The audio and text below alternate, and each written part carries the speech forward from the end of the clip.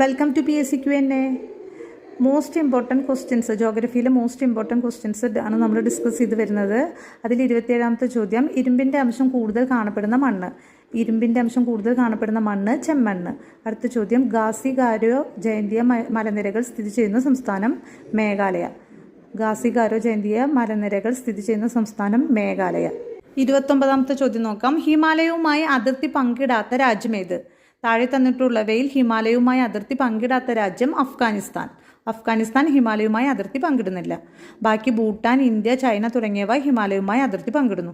അടുത്ത ചോദ്യം, ലക്ഷദ്വീപിൽ സ്ഥിതി ചെയ്യുന്ന ദ്വീപുകളുടെ എണ്ണം.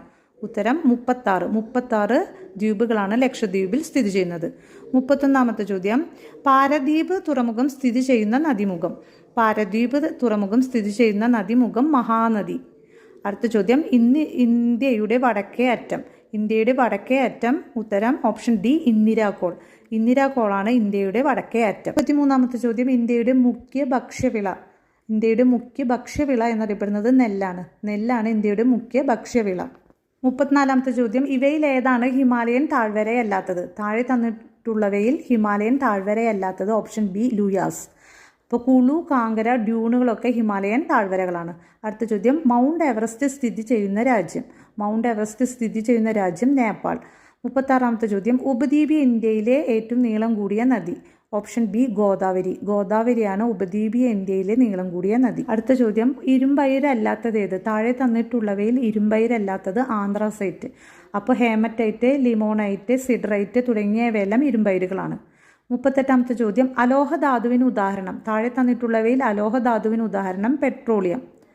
39ാമത്തെ ചോദ്യം, കാൽബൈശാഖി എന്നത് എന്ത്? ഉത്തരം കാൽബൈശാഖി എന്നത് മഴയാണ്. Option C. അടുത്ത ചോദ്യം, ഇന്ത്യയിൽ ധാതുസമ്പത്തിന്റെ നിക്ഷേപം ഏറ്റവും കൂടുതലുള്ള സ്ഥലം. ഇന്ത്യയിൽ ധാതുസമ്പത്തിന്റെ നിക്ഷേപം ഏറ്റവും കൂടുതലുള്ള സ്ഥലം ഛോട്ടാ നാഗ്പൂർ പീഠഭൂമി. ഓപ്ഷൻ ബി, ഛോട്ടാ നാഗ്പൂർ പീഠഭൂമി. അടുത്ത ചോദ്യം, മണ്ണിനെ കുറിച്ചുള്ള പഠനം എന്ത് അറിയപ്പെടുന്ന പേര്? മണ്ണിനെ കുറിച്ചുള്ള പഠനം അറിയപ്പെടുന്ന പേര് പെഡോളജി. പെഡോളജിയാണ് മണ്ണിനെ കുറിച്ചുള്ള പഠനം എന്നറിയപ്പെടുന്നത്. 42ാമത്തെ ചോദ്യം, ഇന്ത്യയുടെ അതിർത്തികളിൽ സമുദ്രമില്ലാത്ത ദിക്ക് ഏത്? ഇന്ത്യയുടെ അതിർത്തികളിൽ സമുദ്രമില്ലാത്ത ദിക്ക് വടക്ക്.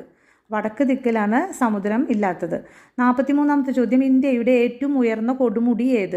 ഓപ്ഷൻ എ, മൗണ്ട് K2 ആണ് ഇന്ത്യയിലെ ഏറ്റവും ഉയർന്ന കൊടുമുടി. അടുത്ത ചോദ്യം, അറബിക്കടലിൽ സ്ഥിതി ചെയ്യുന്ന ഇന്ത്യയുടെ ഭാഗമായ ദ്വീപുകൾ ഏത്?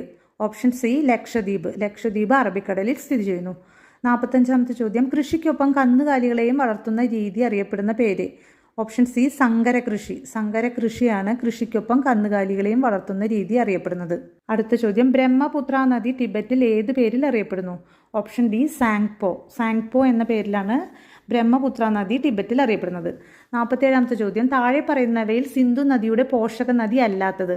Option C, Kosi. അപ്പോൾ സിന്ധു നദിയുടെ പോഷക നദികളാണ് ചിനാബ്, പിയാസ്, ചലം.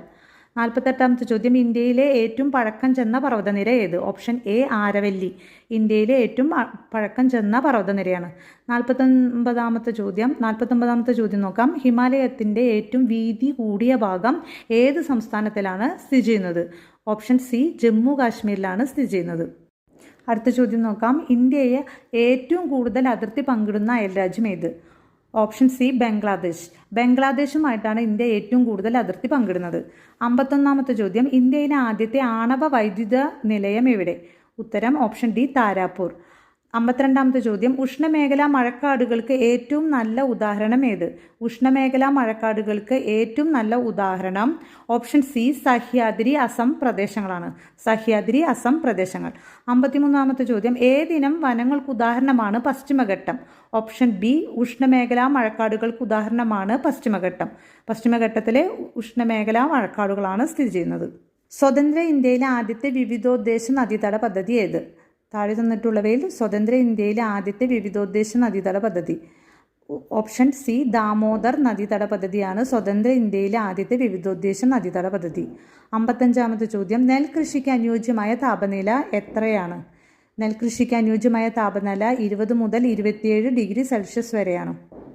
56ാമത്തെ ചോദ്യം, ഇന്ത്യയിലെ ഏറ്റവും ഉയരം കൂടിയ കൊടുമുടി ഏത്? ഉത്തരം ഓപ്ഷൻ ബി, ഗോഡ്വിൻ ആസ്റ്റിൻ അഥവാ മൗണ്ട് K2. ഇന്ത്യയിലെ ഏറ്റവും ഉയരം കൂടിയ കൊടുമുടി ഗോഡ്വിൻ ആസ്റ്റിൻ ആണ്. ഭൂമിശാസ്ത്രത്തിലെ 25 പ്രധാനപ്പെട്ട ക്വസ്റ്റ്യൻസുമായി അടുത്ത വീഡിയോയിൽ കാണാം. താങ്ക്